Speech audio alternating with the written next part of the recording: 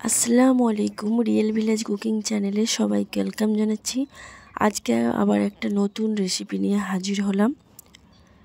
আজকে খুব সহজ পদ্ধতিতে পাঁপড় বানিয়ে দেখাবো। চালের আটা দিয়ে কত সহজে ফুলকো ফুলকো পাঁপড় বানানো হয় সেটা আজকে বানিয়ে দেখাবো। আমি এখানে 1 বাটি পরিমাণে চালের আটা নিয়ে নিচ্ছি। এরকম ছোট বাটি 1 বাটি পরিমাণে নিয়ে নিলাম। এবার দিয়ে দিচ্ছি এখানে 1.5 টেবিল চামচের মতো ময়দা, লবণ দিয়ে দিলাম 1 চামচ পরিমাণ, দিয়ে দিচ্ছি জিরা গোটা জিরা 1 চামচ। আপনারা জিরার পরিমাণটা কমিয়ে বা বাড়িয়ে নিতে পারেন। আমাকে জিরার ফ্লেভারটা ভালো লাগে, আমি সেই জন্য একটু বেশি করেই দিয়েছি। আপনারা চাইলে কমিয়েও নিতে পারেন। এবার অল্প অল্প করে জল দিয়ে আমি একটা ব্যাটার তৈরি করে নেব। জলটা আমি ঠান্ডা জল দিয়েছি। এইভাবে নাড়াচাড়া করে একটা ব্যাটার তৈরি করে নিতে হবে। এইভাবে ব্যাটারটা অনবরত একটু ভালোভাবে ফেটিয়ে নিতে হবে। এই দেখুন ব্যাটারটা ঠিক এই রকম হবে। আমি আপনাদের খুব ভালোভাবে দেখিয়ে দিচ্ছি। এই দেখুন ব্যাটারের ঘনত্বটা দেখেই বুঝতে পারছেন। এবার এরকম একটা প্লাস্টিক নিয়ে নিয়েছি, এর মধ্যে আমি দিয়ে দিচ্ছি তেল। ভালো করে একটু তেল দিয়ে দিতে হবে। আমি দু রকমভাবে দেখাচ্ছি। এবার এর মধ্যে সামান্য ব্যাটার নিয়ে আমি পাঁপড়ের সাইজ করে দেবো গোল মতো করে। এইভাবে করে 1 চামচ পরিমাণ দিয়ে এভাবে গোল করে নিচ্ছি। আপনারা যে যেমন সাইজের বানাতে পারেন, ছোট বা বড়। আপনারা স্কিপ না করে পুরো ভিডিওটা দেখতে থাকুন, খুবই ভালো লাগবে। এইভাবে করে আমি একটা পাঁপড় বানিয়ে নিলাম। আপনারা চাইলে এইভাবেও বানাতে পারেন। আপনাদের সুবিধার জন্য আমি একটা বানিয়ে দেখালাম। এই দেখুন এইভাবে করে একটু গোল করে নিতে হবে।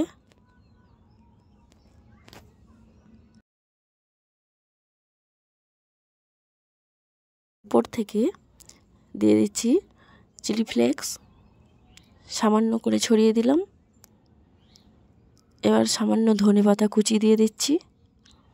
আপনারা চাইলে চিলি ফ্লেক্স স্কিপ করতে পারেন। এবার আর একটা পদ্ধতিতে দেখাচ্ছি। এইরকম একটা প্লেট নিয়ে নিয়েছি। এবার তেল দিয়ে দিচ্ছি সামান্য, ভালোভাবে লাগিয়ে নিতে হবে। তেল দিলে সুবিধা কি হয়, এটা সহজে উঠে আসবে। পাঁপড় যখন শুকিয়ে যাবে সহজেই উঠে চলে আসবে, না হলে তলায় বসে যাবে। এবার 1 চামচ ব্যাটার দিয়ে এইভাবে চামচ ঘুরিয়ে ঘুরিয়ে একটা গোল শেপে পাঁপড়ের শেপে নিয়ে নিচ্ছি। আমি এখানে মিডিয়াম সাইজে পাঁপড়ের শেপ বানিয়েছি। আপনাদের পছন্দ অনুযায়ী আপনারা বানিয়ে নেবেন। খুব সহজ পদ্ধতিতে আপনাদের বানিয়ে দেখাচ্ছি। এইভাবে করে 4-5টা একটু ভালো করে শেপ দিয়ে নিতে হবে।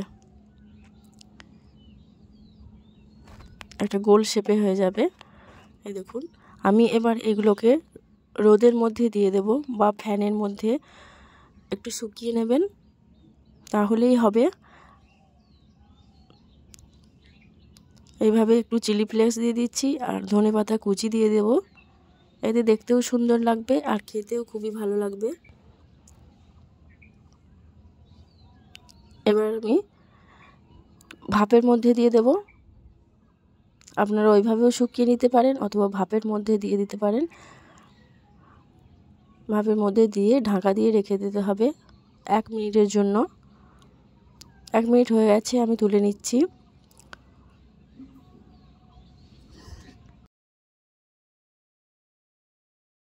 এখন পাঁপড়গুলো খুব ভালোভাবে রেডি হয়ে গেছে। এবার আরেকটা পদ্ধতিতে আমি দেখিয়ে দিচ্ছি। একটা স্ট্যান্ড বসিয়ে দিলাম আর তলায় নিয়ে নিয়েছি জল। এবার প্লেটটা আমি বসিয়ে দিচ্ছি, দিয়ে ঢাকা দিয়ে রেখে দেবো আবারও 1 মিনিট। এগুলো বানাতে বেশি টাইম লাগে না, মাত্র 1 মিনিটেই হয়ে যায়। এবার এটাকেও তুলে নেব। দেখুন খুব সহজেই উঠে চলে আসবে। এই দেখুন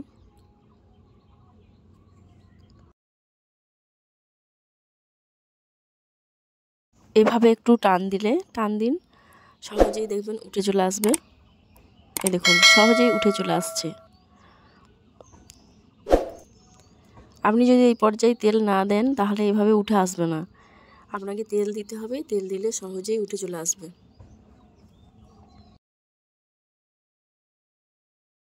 এই দেখুন দেখতে খুবই সুন্দর লাগছে আর খেতেও খুবই টেস্টি হয়। এইভাবে পাঁপড় বানিয়ে দেখবেন আপনারা। আর একটা যে বানিয়েছি ওটাকেও তুলে নেব। এটাও দেখুন সহজেই উঠে চলে আসবে। একটু চাকু দিয়ে চারপাশটা একটু আমি ছাড়িয়ে নেব। চারপাশটা একটু ছাড়িয়ে নিতে হবে, এক সাইড থেকে টান দিলেই এটাও উঠে চলে আসবে। এটা আপনাদের বোঝার সুবিধার জন্য আমি এটা দেখালাম।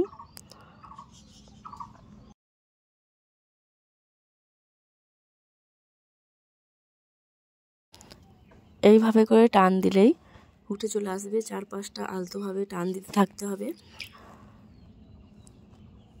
এইভাবে করে আলতোভাবে, খুব বেশি জোর দেওয়া যাবে না, নাহলে মাঝখান থেকে ছিঁড়ে চলে আসবে। এই দেখুন সহজেই উঠে চলে এলো, দেখতেও সুন্দর লাগছে। আমি প্রতিটা ঠিক একইভাবে মাপের মধ্যে বানিয়ে নিয়েছি। আমি আপনাদের দেখাচ্ছি যে প্রতিটা কত সুন্দরভাবে হয়েছে। এই দেখুন